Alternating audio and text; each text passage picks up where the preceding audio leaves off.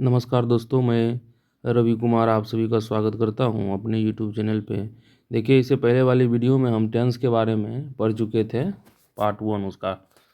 आप देखिए, उसमें हम लोग प्रेजेंट, पास्ट, फ्यूचर के बारे में उसका देखे थे। हेल्पिंग वर्ब देखे थे, प्रिंसिपल वर्ब, सब्जेक्ट देखे थे, ऑब्जेक्ट देखे थे, मेन वर्ब देखे थे। देखिए, आज उसके बाद हम लोग कुछ इम्पोर्टेंट रूल के बारे में चर्चा करेंगे। देखिए, इसमें कह रहा है कि it a sentence has more than one objects then those objects are placed according to their importance. It means more important object is placed first and least one is after that. बोल रहा है, यदि किसी वाक्य में एक से अधिक ऑब्जेक्ट होता है तब उन ऑब्जेक्ट का उस वाक्य में उसकी महत्व के अनुसार लगाया जाता है। इसका मतलब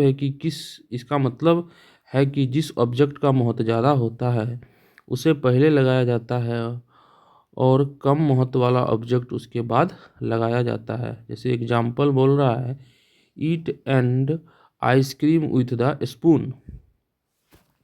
कहता है ही बीट्स मी विथ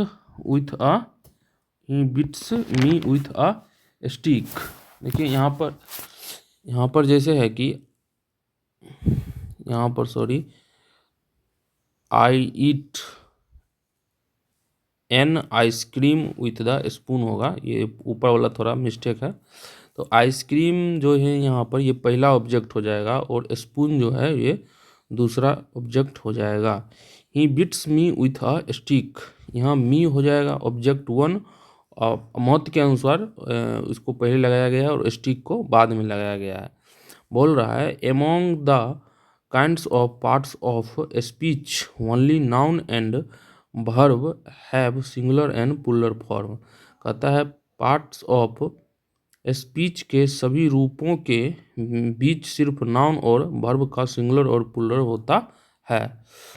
आगे बोल रहा है, a noun is always singular in its original form and a verb is always in its original form. बोल रहा है, कोई नाउन अपने मूल रूप में हमेशा सिंगुलर होता है और कोई वर्ब अपने मूल रूप में हमेशा प्लूरल होता है।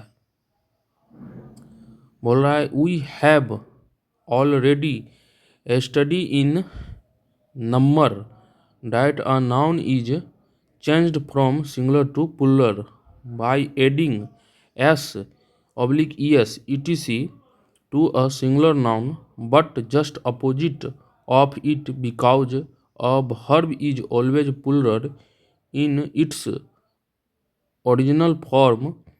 So by adding s/es to a verb, that verb is converted from plural to singular।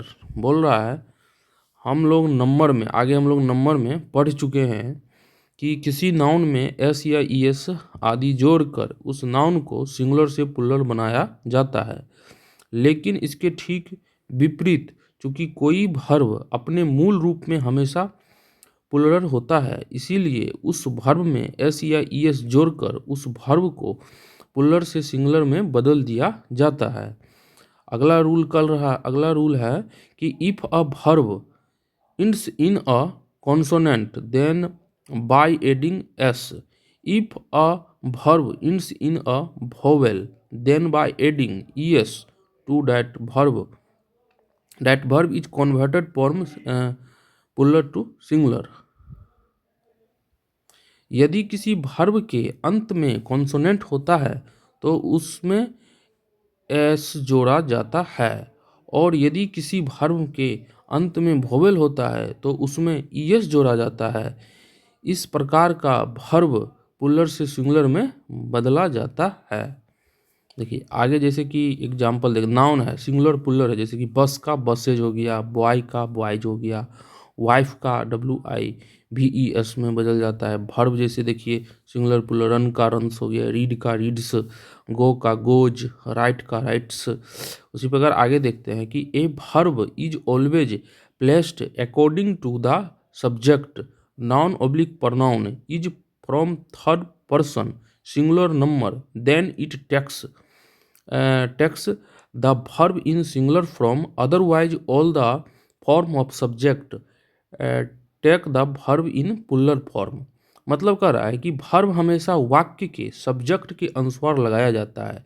इसीलिए यदि सब्जेक्ट नाउन ऑब्लिक प्रोनाउन अपने थर्ड पर्सन सिंगुलर नंबर के रूप में होता है, तब उसके साथ आने वाला verb हमेशा सिंगुलर नंबर में होता है और बाकी सारे रूपों के साथ verb हमेशा प्लूरल नंबर में होता है। एग्जाम्पल बोल रहा है कि Sonu goes, father writes, he writes, they write, we sing, इटी से।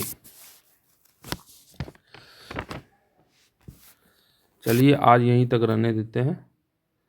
देखिए छोटा छोटा वीडियो है, आप लोग देख सकते हैं, नोट्स भी बना सकते हैं। इसके आगे आप हम लोग प्रेजेंट टेंस के बारे में पढ़ेंगे नेक्स्ट वीडियो में। आप सभी वीडियो को ज़रूर देखें, लाइक एंड सब्सक्राइब चैनल को ज़रूर करें और इसको आगे शेयर भी करें। Thank you.